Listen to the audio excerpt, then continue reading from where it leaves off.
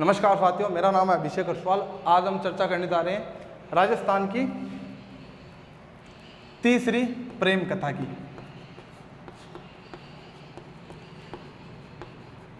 जो है मेवाड़ के राजा रावल रतन सिंह और इनकी धर्मपत्नी पद्मिनी या पद्मावत। इनका इतिहास भी बता दूंगा मैं तुमको कि क्या पद्मिनी सही है क्या पद्मावत सही है। देखिए, बात शुरू होती है 1301 से लेकर 1303 के बीच में, और इससे पहले थे रावल। इस टाइम 1301 से 1303 के बीच में रतन सिंह मेवाड़ के राजा होते हैं। ठीक है। इनसे पहले ये किन के पुत्र थे? समर सिंह के पुत्र थे। आपने सोचा होगा इनके नाम के आगे रावल क्यों लगाया। देखो, मैं आपको बता देता हूं कि ये किस वंश से संबंधित थे? गुहिल वंश से संबंधित थे। ये एक वंश था जिसने मेवाड़ पे 6वीं शताब्दी से शासन शुरू किया था, लेकिन और इसके संस्थापक थे गुहादित्य। लेकिन संयोग से क्या होता है, इनकी मृत्यु हो जाती है बाद में लगभग 739 ईस्वी में। बप्पा रावल क्या बनता है? इस वंश का शासक बनता है, और इस वंश का इनको संस्थापक भी बोला जाता है, बप्पा रावल। अब क्या हुआ, धीरे धीरे इनकी पीढ़ी बढ़ती है। लगभग क्या होता है, इनके शासन में 1158 में क्या होता है, गुहिल वंश 2 वंश में टूट जाता है, जिसमें एक होती है रावल शाखा, 2 शाखा में टूटता है। एक होता है राण शाखा। रण सिंह के जो पुत्र थे क्षेम सिंह, उन्होंने रावल शाखा की नींव रखी थी, जबकि जो राहब थे उन्होंने क्या रखा था? राणा शाखा की नींव रखी थी। इन्होंने सिसोदा ठिकानों को बसाया था, और सिसोदा ठिकानों को बसाने के कारण इनके वंश को आगे चल के सिसोदिया वंश कहा गया था। ये तो था रावल रतन सिंह की थोड़ी सी ब्रीफ जन्मभूमि, पेरेंट्स, पैतृक की भी मान लो चाहिए, बाकी थोड़ी सी डिटेल। अब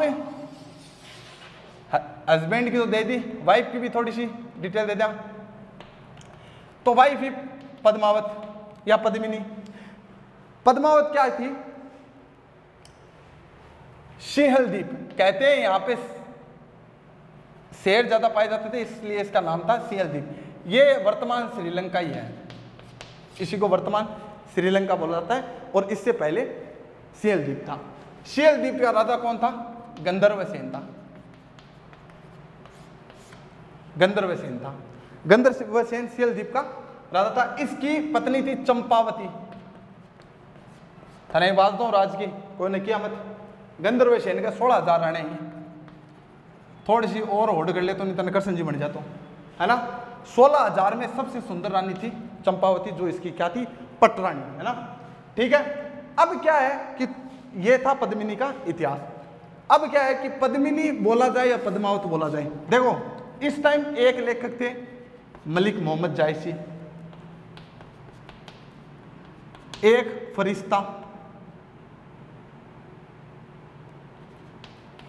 एक थे टोड, जेम्स टोड। इन तीनों ने इन चीजों को अलग अलग बताया। कुछ कहते हैं कि ऐसी कहानी है ही नहीं, कुछ कहते हैं ये काल्पनिक कहानी है, लेकिन अपन को तो पढ़ना है, प्रेम कहानी जाननी है, अपन को इंटरेस्टिंग प्रेम में है, तो हम कुछ नहीं, जैसी कहानी बताई हुई है थोड़ा सा आपको बता देते हैं। मलिक मोहम्मद जायसी के अकॉर्डिंग पद्मावत नाम ही सही है। पद्मिनी का अर्थ होता है सुंदर या उच्च स्थान वाली, उच्च कोटि वाली स्त्री। इसीलिए गंधर्वसेन अपनी रानी को 16,000 पद्मिनी बोलता है कि मेरे पास 16,000 पद्मिनी है। पद्मिनी का अर्थ क्या होता है? उच्च कोटि वाली स्त्री।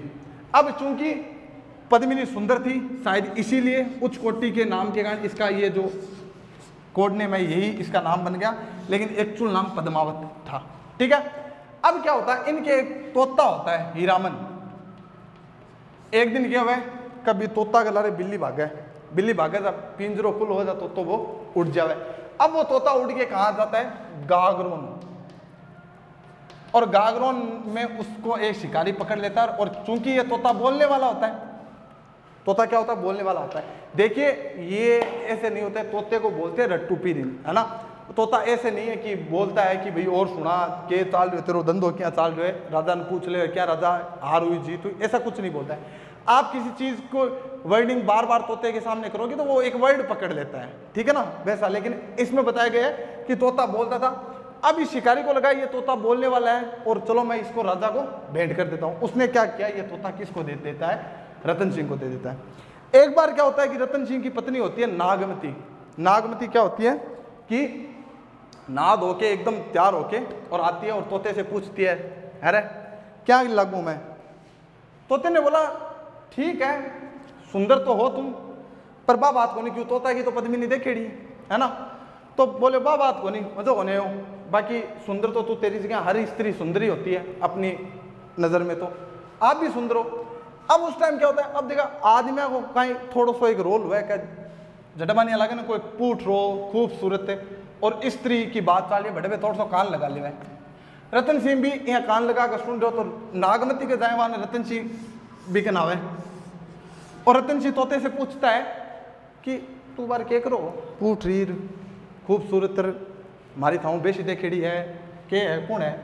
तो उसने बोला शीलदीप की राजकुमारी है, गंधर्व सेन की पुत्री है पद्मिनी। ओहो, अगर आप उसके रूप को देख लो ना तो आप दंग रह जाओ। रतन सिंह को लगा यार इतना बोल रहा है तो देखना पड़ेगा। अब रतन सिंह क्या होता है, कहा जाता है रतन सिंह यहाँ से ऐसे होते हुए बाईपास की टिकट लेकर शीलदीप पहुंचा है। शीलदीप पहुंचने के बाद क्या होता है, वो अब जो अपना सामान ले गया था खाने पीने का वो तो निपट गया। निपटने के बाद क्या करता है कि थाना बेरो है कौन सो आदमी घर में सिद्धू आस्क है, तो वो हुआ साधु। आपा कहीं करा साधु ने डिस्टर्ब कौन करा। देखो आपको ये साइड कटी हुई नजर आ रही है, मैं आपको बता देता हूँ। अटकी कौन लिखेड़ो, थान लागेड़ो, लाग तोलो सोनो चांदी लिखेड़ो है, अट गंधर्व सेन है, अट 16,000 है, अट पद्मिनी है, ठीक है। अगर कटा हुआ है तो साधु को बुलाता है, बन जाता है साधु, है ना। और अपन सॉरी मैं ये बोल रहा था कि साधु घर में आ जाते हैं। तो रतन जी को लगा ऐसे तो पद्मिनी दिखेगी नहीं, साधु बनना पड़ेगा, और खाना पीना भी समाप्त हो गया। तो एक दिन क्या होता है, वो साधु बना घूमता है तो गंधर्व सेन उसको देख लेता है और गंधर्व सेन उससे पूछता है, अरे भाई रतन जी सुंदर तो था ही। बोला कि यार ये तो पूट और तू कट जोगी मणि है, क्या कोई IIT UIT कर ली के या इंजीनियरिंग कर ली के। इसने बोला नहीं ऐसे ही घूम रहे हैं साधु। तो इसने मन में कहा कि साधु तो आपकी लड़की है उसको देखने के लिए हो रखे हैं, मन में ही कहा था, सामने तो कैसे कहता। फिर इसने तोता था इसके साथ, तोता ने बोला भाई देखो बात ऐसी है, ये राजा है और पद्मिनी से मिलना चाहते हैं। तो गंधर्व सेन ने कहा अरे भाई आप पहले बता देते, भाई आप मेवाड़ के राजा हो, आपको स्त्री अपनी जो पुत्री नहीं देंगे तो फिर किसको देंगे। तो फिर क्या कहता है, कहते हैं कि गंधर्व शीलदीप में 12 वर्ष से ये रहा था, 12 वर्ष रहा था। और इधर जब ये 12 वर्ष रहा था तो नागमती बैठी बैठी एकली वियोग करे, इसीलिए नागमती वियोग भी चर्चा में आता है कभी कभी। नागमती वियोग बेसिकली कुछ नहीं है, हम यहाँ चर्चा नहीं करेंगे। नागमती क्या है, जब राजा वहां पे चले जाते हैं तो बोलती है कि नागमती चित उर्पत हेरा प्यू जो गए पुनि न केरा, ऐसे कुछ करके श्लोक है मलिक मोहम्मद जायसी के 30वें खंड में ऐसा लिखा हुआ है, ठीक है ना। तो ये नागमती का वियोग है कि भाई आपको गए हुए इतना टाइम हो गया, आपके लारे आपके पीछे राजपाट है, तो आप आओ और संभालो। तो क्या होता है, राजा पद्मिनी को लेके वहां पे आ जाता है। अब देखो कहानी में एक और किरदार की एंट्री हुआ है, ये था राघव चेतन। राघव चेतन, कुछ लोग कहते हैं कि राघव चेतन जो था तांत्रिक था, है ना, और कुछ कहते हैं वो पद्मिनी को पहले से जानता था, पद्मिनी देखी हुई थी। और कुछ लोग ऐसा कहते हैं राघव चेतन ना आत्मा बुलाण को काम करतो, तो एक बार रतन सिंह बिन देख ले और बिन दंड देवे। और कुछ लोग ये कहते हैं कि उसने पद्मिनी को देख लिया था और उसको लगा रतन सिंह ने उसका अपमान किया, तो वो अपना अपमान का विष जो है ना वो उसका बदला लेने के लिए कहा जाता है। अब तानबेरो है, दुश्मन दिल्ली चला जाता है, दुश्मन दोस्त हुए, तो ये यहाँ से फ्लाइट पकड़ के जो राघव चेतन वो कहाँ चला जाता है। अब ये तांत्रिक था, पंडित था, पता नहीं, ऐसा कुछ लोग कहते हैं तांत्रिक है, कुछ लोग कहते हैं पंडित है, जो भी है पंडित मान लेते हैं, चलो ठीक है।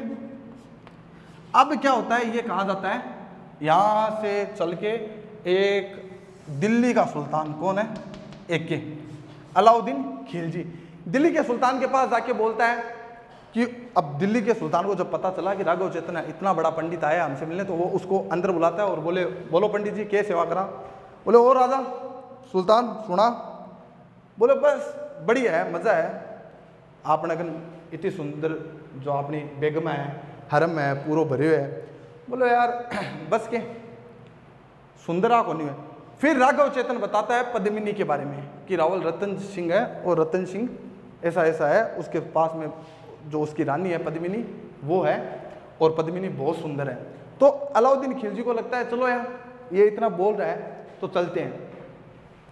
अब अलाउद्दीन खिलजी कहाँ चल जाता है, चित्तौड़ आ जाता है। चित्तौड़ में कहते हैं ये 8 महीने तक डेरा डाले रखता है, फिर भी इसका काम नहीं बनता। तो ये बोला अब क्या होता है, अचानक से दिल्ली पर आक्रमण होने लगते हैं, तो इसको वापस जाना होता है। तो इसने क्या बोला कि यार सुल्तान को एक संदेशा भिजवाया, और सुल्तान को बोला, सुल्तान जी रतन सिंह को बोला, रतन सिंह जी मैं सुना भाभी जी बहुत सुंदर है, तो एक बार दर्शन करवा दो, है ना। तो पहले क्या होता है, देखो राजपूत ना वो अपने कल्चर के लिए जाने जाते हैं, है ना, राजपूत अपने कल्चर के लिए वो बहुत संवेदनशील होते हैं और उनको अपने कल्चर से ऊपर कुछ नहीं लगता है। तो पद्मिनी को ऐसे दिखाना तो थोड़ा सा अजीब लगता। तो रावल रतन सिंह ने बोला कि भाई ऐसा ऐसा नहीं हो सकता। तो फिर क्या बताया गया कि भाई रतन जो पद्मिनी का महल है वो आए ऊपर से आएगी, और एक उसकी जो छवि है ना वो कहाँ पे पानी में गिरेगी मुख की, तो वहाँ से देख लेना। अब रतन सिंह वो जो अलाउद्दीन खिलजी है वो उसको देख लेता है। देखने के बाद क्या होता है, वापस अपने ऐसा चलता है ना कि भाई रिश्तेदार को गेट तक छोड़ के आए। तो फिर क्या होता है, रतन सिंह कहाँ चलता है, इसको गेट तक छोड़ने जाता है। फिर कहते हैं कि अलाउद्दीन खिलजी है ना वो रतन सिंह को बाहर धक्का दे देता है, और धक्का देने के बाद में इसको बंदी बना के कहाँ ले जाता है, दिल्ली ले जाता है। और दिल्ली पर क्या संदेश भेजता है कि पुराना मोबाइल दे जाओ और नया ले जाओ, जैसे आजकल एक्सचेंज ऑफर चलते हैं ना, इसी ने भी ऐसा है भाई प्रेरित होगा, इसको पता है आगे कुछ ऐसी स्कीम आने वाली है। तो इसने पहले ही कह दिया कि भाई पद्मिनी को मुझे सौंप दो और रतन सिंह को ले जाओ। अब रतन सिंह को ले जाता है, पद्मिनी को ऐसा लगता है कि भाई पति को तो लाना पड़ेगा। अब क्या करती है वो, गोरा बादल, ये चाचा भतीजा थे, ठीक है ना, कहते हैं कि ये पद्मिनी के साथ आए थे। ऐसा नहीं है, पद्मिनी के साथ नहीं आए थे, ये जालोर के चौहान वंश से संबंधित थे। और रतन सिंह का जब पद्मिनी से विवाह हुआ था तो ये पद्मिनी के सेवा में लग गए थे। ये द्वारपाल थे, 8 जो 7 गेट है उनमें से 2 ये द्वारपाल थे। उस टाइम ये कुछ रूट के वगैरह चले गए थे तो वहां पे नहीं थे, इसलिए रतन सिंह बंदी बन गया था। अब गोरा बादल से पद्मिनी सहायता मांगते, गोरा बादल प्लान बनाते हैं कि भाई ऐसे ऐसे अपन क्या लड़कियों की जो वेश में है ना सेना लेके जाएंगे, तो आप दिल्ली संदेश भिजवाओ कि मैं अकेली नहीं आ रही, मेरे साथ 1600 क्या रही पालकियाँ आ रही है। अलाउद्दीन ने मैसेज मिलो कि पद्मिनी का 1600 और आ रही है। अलाउद्दीन की दिल्ली घणो बड़ो आन दो आपने किया। तो फिर अलाउद्दीन ने अनुमति दे दी। अब जब वो वहाँ पे पहुँचती है, पद्मिनी दिल्ली पहुँचती है, तो वो अलाउद्दीन को संदेश भिजवाती है कि आप है ना मुझे एक बार रतन सिंह से मिलना है, एक शाम मुझको दे दो, है ना, मैं उनसे खूब बातें कर लूँ, फिर मैं आपके साथ में ही रहूँगी। तो अलाउद्दीन को लगा यार चलो इतनी इच्छाएं पूरी की, एक और कर देते हैं। और कहते हैं कि फिर क्या होता है कि जैसे ही रतन सिंह आता है, रतन सिंह के साथ पहरेदार आते हैं, फिर क्या होता है गोरा बादल यहाँ पर खूब लड़ते हैं, और लड़ने के बाद क्या होता है कि वो शहीद जो वीरगति को प्राप्त होते हैं, और रतन सिंह भी यहाँ पे लड़ता हुआ मारा जाता है। फिर पद्मिनी कहाँ पहुँचती है, जौहर, इसकी कहानी आ जाती है। और ये राजस्थान का जो पहला साका ना, दूसरा साका है शायद, पहला साका आप देख लेना, इसी को ही बोला जाता है। 1600 रानियों के साथ इन्होंने जौहर कर लिया था, क्योंकि इनको लगा था कि अब तो सब चले गए तो मैं दूसरों की पत्नी बनना तो कतई स्वीकार नहीं करूंगी, और स्वीकार नहीं करने का ये जलती हुई अग्नि में कूद गए। ये थे राजपूत, है ना। अब क्या है, अब देखो ये क्या है कि ये जो मैंने आपको स्टोरी बताई है ना, ये कहते हैं कि एक कहानी मात्र है। कुछ लोग इसका विरोध भी करते हैं, जैसे एक ओझा कवि है, उन्होंने विरोध किया है कि भाई ये कहानी आपको कहाँ तक सही लगती है। कुछ लोग कहते हैं गंधर्वसेन नाम का कोई राजा ही नहीं था, कुछ लोग कहते हैं रतन सिंह का शासन एक साल से ज़्यादा रहा नहीं, तो वो कहाँ से उतनी दूर जाके आ जाता है। एक्चुअल में मैं आपको बताऊं, जब अलाउद्दीन, क्या प्लानिंग थी, अलाउद्दीन खिलजी इंडिया का, भारत का एकमात्र ऐसा शासक था जिसका केवल और केवल विचार यही था कि उसको समस्त भारत पे क्या करना है, राज करना है। और अलाउद्दीन खिलजी ने क्या किया, गुजरात पे जब अभियान में जा रहा था ना, तो क्या हुआ कि समर सिंह जो रतन सिंह के पिता, इन्होंने इनसे टैक्स मांगा। तो इन्होंने कहा यार मैं भी राजा तुम भी राजा, तो कहाँ से टैक्स वगैरह, अपन तो स्टाफ के आदमी है। बोले स्टाफ उस की उन्हें टैक्स दे, नहीं तो जान बंदू। तो रतन सिंह, अलाउद्दीन खिलजी ने टैक्स दे दिया था। फिर वापस जब आया तो अलाउद्दीन खिलजी जब भी अपनी मीटिंग करता था, कहते हैं ना कि आदमी अपमान भूल जाता है लेकिन लोग भूलने नहीं देते हैं, है ना। अपमान इंसान खुद भूल जाता है, लोग नहीं भूल देते। अरे तनकाल वो है क्यों, मैं क्या सुनियो ना, तू काल भी को की करेगा नहीं। तो फिर क्या हुआ कि अलाउद्दीन खिलजी को जब लोग जाते थे, तो जब वो मदरसा में जाता था तो बच्चे पूछते थे कि सर राजा जी एक बात बताओ, दिल्ली में गुजरात जाओ ना, टैक्स कितना लगा है। और लोग भी जो उसके दरबार में थे वो भी ऐसे ताने मारते थे। तो अलाउद्दीन को लगा यार इस टैक्स का कुछ करना पड़ेगा ना। कहते हैं उसी का बदला लेने के लिए अलाउद्दीन खिलजी ने ये हमला आक्रमण किया था। लेकिन इतनी सारी कहानी नहीं हो सकती, इसमें सच्चाई भी है। हमने महत्वपूर्ण चर्चा ये की थी कि पद्मिनी कौन थी, तो पद्मिनी का इतिहास मैंने आपको बता दिया, रतन सिंह का इतिहास बता दिया, कैसे दोनों मिले वो बता दिए, क्या अलाउद्दीन खिलजी का पीओ था यानी पर्सनल ओपिनियन था वो भी बता दिया। सारी चीज़ें लगभग कवर हो चुकी हैं। तो इस तरीके से इस कहानी में कई कहानियाँ भी है, कथाएँ भी है। लगता है ऐसा है कि यार ये सब है ना मन गढ़त है, लेकिन कुछ वास्तविक है, कुछ इसमें ऐड की हुई है। आपको ये वीडियो कैसा लगा? अगर अच्छा लगा है तो लाइक करें, शेयर करें, कमेंट करें और चैनल को सब्सक्राइब करें और ज़्यादा से ज़्यादा लोगों को इसको शेयर करें। धन्यवाद, टाटा।